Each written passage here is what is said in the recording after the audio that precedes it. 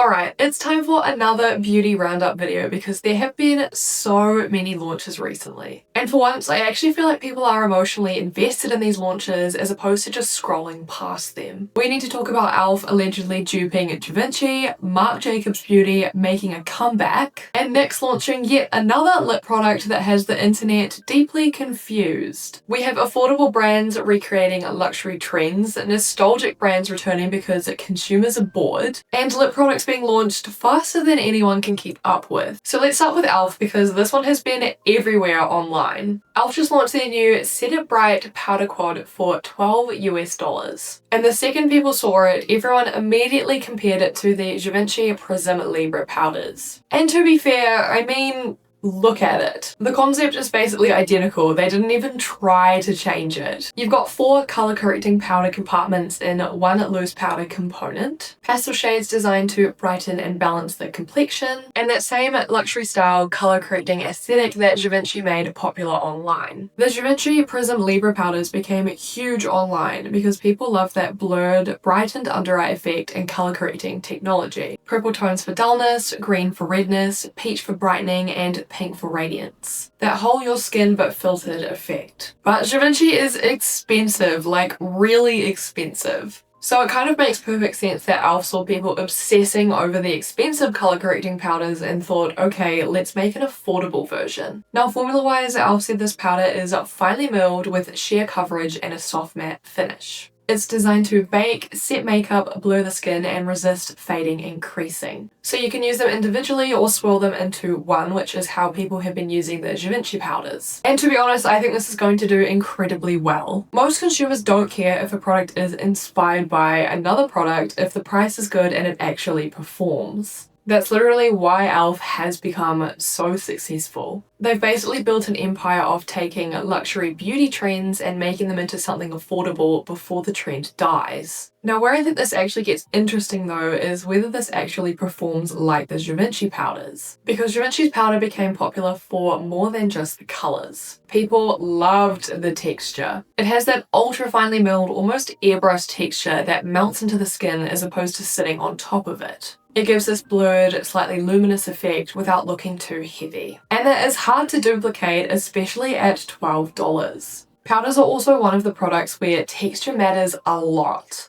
If the powder is too dry, too chalky, or too thick, it can immediately make your under eyes look crusty and aged. So I'm very curious as to whether e.l.f. actually nailed the texture, or if this is more of a visual dupe than an actual dupe. Because honestly, sometimes affordable brands can get shockingly close, and sometimes they just recreate the packaging and the color story, however the product feels completely different. And we are moving away from matte heavy makeup again. People want blurred skin, brightened under eyes, soft focused finishes, that kind of effortless perfection complexion look. And color correcting powders are becoming a huge part of that trend, especially in that TikTok beauty space where people are obsessed with looking brightened and filtered under natural lighting. And I'm not gonna lie, I do think e.l.f. was smart to release this right now because luxury complexion products are dominating social media at the moment. Every week there's another expensive powder, expensive concealer, and expensive skin tint going viral. Consumers want the look, but they don't necessarily want the expensive price tag. And that's exactly where e.l.f. thrives. However, I know that people have not forgotten about their past controversies and are sick of seeing them just outright copy other brands. Moving on, because this launch is one that I am genuinely excited about. Marc Jacobs Beauty is officially coming back June 1st. In fact, they will already be back when you're watching this video. The reaction online has been so positive. People are genuinely excited about this. If you weren't around for peak Marc Jacobs Beauty, they used to be one of the few luxury makeup brands that was actually fun. Not clinical, not minimalist, not clean girl, fun. They had colourful liners, bold packaging, statement pieces, interesting textures. It felt artistic in a way that a lot of high-end beauty doesn't anymore. And that's exactly why people are so excited now. Because makeup has become so safe recently, everything is neutral. Everything is your skin but better. Clean, soft, glowy, minimalist, beige. And while the aesthetic clearly sells, I think people are getting very bored creatively. The Marc Jacobs sneak peek feels exciting because they are bringing back color. The new line includes bronzers, colorful eyeliners, mascaras, lipsticks, and more in shades that actually feel fun again. The eyeliner launch especially looks huge. Apparently there are 21 shades. 21! That's kind of insane for a luxury brand launch in 2026 because most high-end brands have been playing it painfully safe. And I think that's why beauty consumers are reacting so strongly to this. People miss personality in makeup. I mean, even the packaging looks fun. There are lavender mascaras, star-shaped eyeshadows, heart-topped lipsticks. It feels expressive and glamorous instead of clinical. And I think high-end beauty desperately needed this energy shift. Because for the past few years, luxury makeup has been very focused on sophistication and minimalism. But makeup is supposed to be playful. And Marc Jacobs Beauty always understood that balance between luxury and creativity. Now the biggest question everyone has is whether the formulas will still be good. Because the original Marc Jacobs Beauty products had a cult following. People loved the eyeliners especially. The mascaras were iconic, the lip glosses had fans, the shimmer formulas had fans. People genuinely still talk about those products years later. And when beauty consumers are still nostalgic about formulas after a brand disappears, that says something. I've read a few comments where people were saying that they rationed old Marc Jacobs products because that's how much they loved them. That kind of emotional attachment is rare in beauty now. Most launches disappear from people's memories within like 2 weeks. So this comeback has something that most relaunches don't, and that's built-in emotional investment. And honestly, I think the timing is perfect because consumers are craving color again. I mean, you can already see beauty trends shifting. More shimmer, more interesting eye looks, more experimental makeup. Even trend forecasting for the summer is pointing towards more playful makeup aesthetics instead of ultra minimal clean girl makeup. So Marc Jacobs coming back with colorful luxury makeup feels really strategic. This could honestly end up being one of the biggest beauty relaunches we've seen in years if the quality holds up. And finally, we need to discuss NYX. Because NYX launched the Smushy SOS Hydrating Matte Lip Balm for $9. People are just exhausted by lip product launches. Every brand is releasing lip balms, lip oils, peptide lip treatments, jelly lip treatments. The list goes on.